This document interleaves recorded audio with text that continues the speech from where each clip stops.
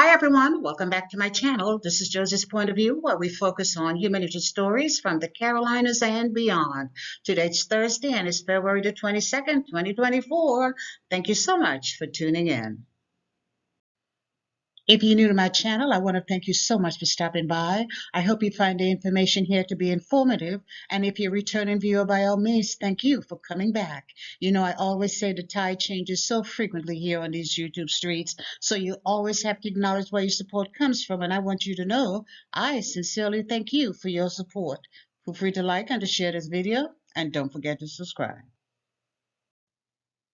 So this is a continuation of my sex offender roundup series, and this one is long overdue, yes, I have to admit that. But my objective today is to highlight a few of the recent convictions for child sex crimes in my state, especially a few of the ones that left me feeling kind of angry and frustrated all at the same time. And again, we're talking about the state of North Carolina. But you know, nonetheless, I sincerely hope that when victims can see the type of sentences that are imposed for similar child sex crimes, they just might be motivated to step forward and seek their justice, because sometimes you said, oh, it's not going to happen. But when you see it's happening to others, you say, maybe it's time for me to step forward with my story. So today it's convictions, and I'll follow up with the rest at a later date. So let's go ahead and let's get started. I'll provide you with a summary here, and as always, I'll place links to a few of the full articles in the description box.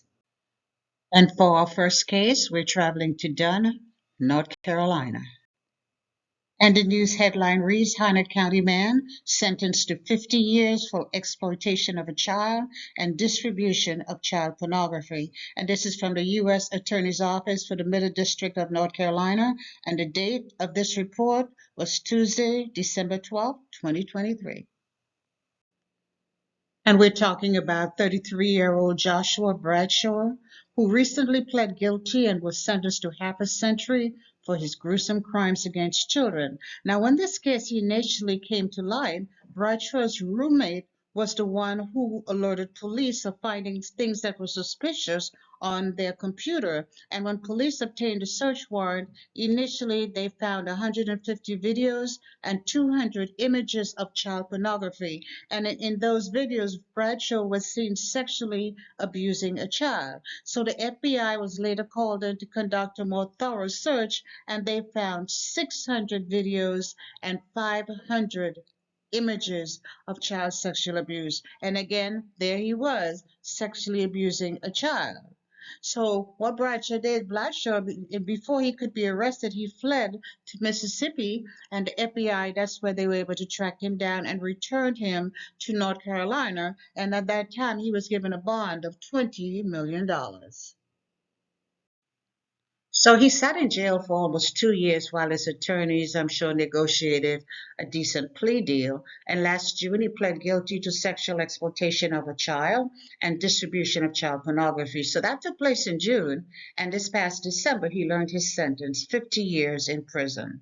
He must also pay $27,000 in restitution to his victims, and an additional $5,200 in court fines. Also, he will have 35 years of supervision after he's released, if he's released, and of course, he will be on the sex offender registry for the rest of his life.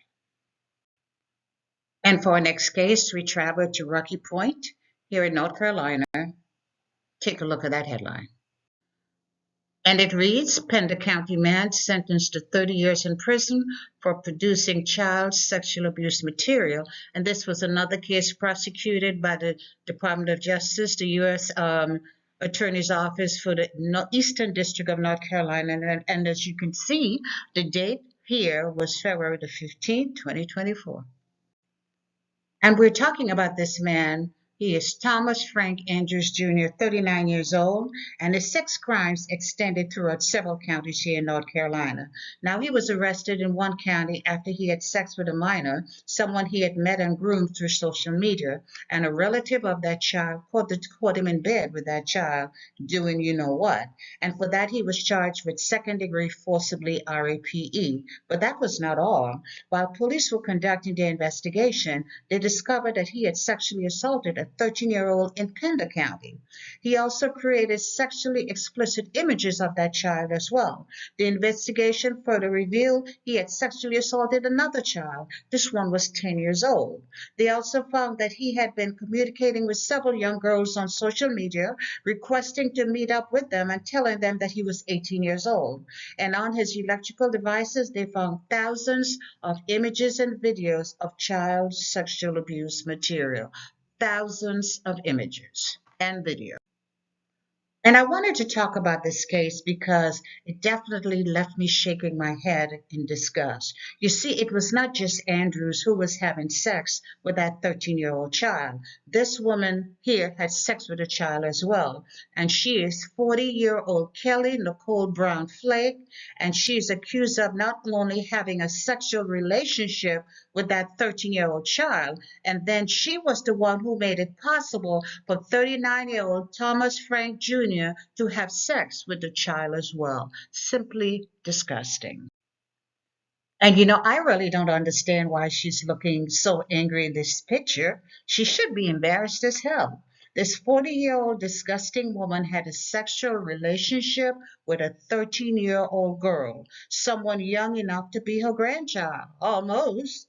It's hard to believe, but the predators are not just men anymore. They include these middle-aged women, and we need to be concerned. And women were once the protector of children, but not anymore. It doesn't seem that way. Well, Kelly Flake was arrested and charged with indecent liberties with a child, aiding and abetting the sexual abuse of a child, and failing to report a crime. She was given a $60,000 bond. Now, the reason I wanted to include this one here, even though I didn't, it's really because I did not see where she had received her sentence. Maybe her case is still pending, but I'm addressing it because I'm talking about her accomplice, and I definitely did not want her crimes against children to go unnoticed. I hope she gets a pretty decent sentence as well. And now let's return to Thomas Frank Andrews Jr. Now, he sat in jail for a very long time while his lawyers negotiated a plea, I'm sure, and he pled guilty to lesser charges, I'm sure of that. But he was sentenced to 30 years in prison. He must pay $3,600 in restitution to several victims, and he must register as a sex offender. And I just wonder about this restitution. What is $3,600 amount to be shared among several victims? That's nothing. That can't even pay for 6 months of psychotherapy. I just don't get it. Nonetheless, he's in jail, and he's going to be in jail for a very long time. And we're moving on to Hendersonville here in North Carolina. Now take a look at that headline.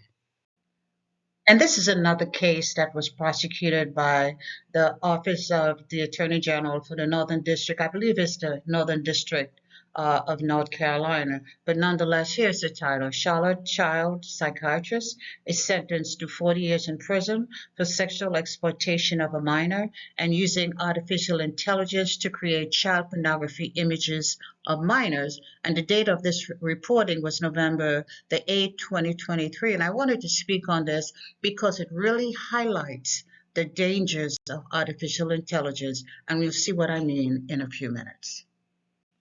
And for this case, we're talking about this man, 41-year-old David Tatum, a former child psychologist living in Hendersonville, North Carolina. And I say former child psychologist because I'm sure he no longer holds that license or that title since he's now in prison. And at the time of his arrest, he was found to have hundreds of images and videos of child pornography in his possession. It was discovered that he had taken videos of children as they were undressing and showering. He also did the same to others, to include one of his patients during an outpatient visit. And the scariest part of all this is that he took regular pictures of children who were fully clothed, and using the artificial intelligence technology, he was able to digitally alter those images to make them appear sexually explicit. And it and this is what I find so scary. People can take harmless photos of our children as they are playing and doing normal things that children do, and they're able to transfer those pictures and videos into something so sinister. And I think it's scary. It's scary. It's a scary part of what the future holds for us. But nonetheless, in last May, a jury found Tatum here, the former child psychologist, they found him guilty on one count of possession of child pornography, one count of production, and one count of distribution or transportation of child pornography. And in November, this former child psychologist was sentenced to 40 years in prison, 40 years in prison. He was directed to pay a special assessment of $99,000. It didn't say what the special assessment for is for, and he would also have to pay restitution, but the amount had not been determined. They said it would be determined within 90 days of his sentencing, and if he survived to be, if he's lucky enough to be released from prison, if he's lucky enough to survive those 40 years, he will be required to register as a sex offender. And I must say again, another beautiful sentence. He surely deserved it. And for our next case, we travel to Eden in North Carolina. Take a look at that headline. And it reads, North Carolina man sentenced to 40 years for sex offenses against children and attempting to hire a hitman. And the date of this reporting, as you can see, is December the 8th, 2023. And we're talking about 48-year-old Scotty Innes of Eden. He was recently found guilty by Rockingham's Superior Court jury after a series of despicable acts, and some of them took place over a decade ago, some are more recent. And I'm sure he was very surprised when he was actually arrested and charged. Now, this all started 2 years ago when police got a tip that he had molested a child in his home over a decade ago.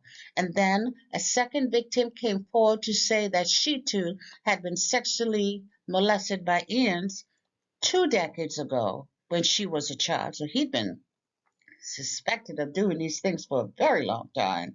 And apparently these two women were very convincing enough for Innes to be arrested and charged with indecent liberties with a child.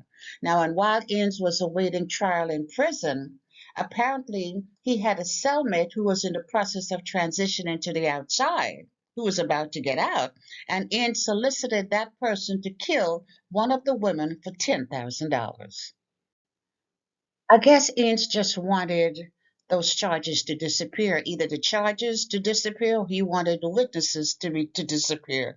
But he got himself into even more trouble. The man he had solicited took the information he received from Ince to the police, and Ince was now charged with solicitation to commit murder. And recently, a jury found him guilty of 2 counts of first-degree sexual offense against a child, 2 counts of indecent liberties with a child, and attempted to hire a hitman to kill a witness. And he was sentenced to 40 years, 40 years in prison, and he will have to serve every day of that 40 years before he's even considered for release. And when he is in fact released, if he's released, he will be required to register as a sex offender for the rest of his life. And moving right along to our final case, ladies and gentlemen, we're traveling to Asheville in North Carolina, and take a look at that headline. And it reads, Virginia man is sentenced to 17.5 years for traveling to North Carolina to engage in sexual activity with a minor. And this was another case prosecuted by the Department of Justice, the U.S. Attorney's Office for the Western District of North Carolina. And the date of this reporting is January the 16th, 2024. And we're talking about 50-year-old James Edward Weisnot, who is really from Suffolk, Virginia.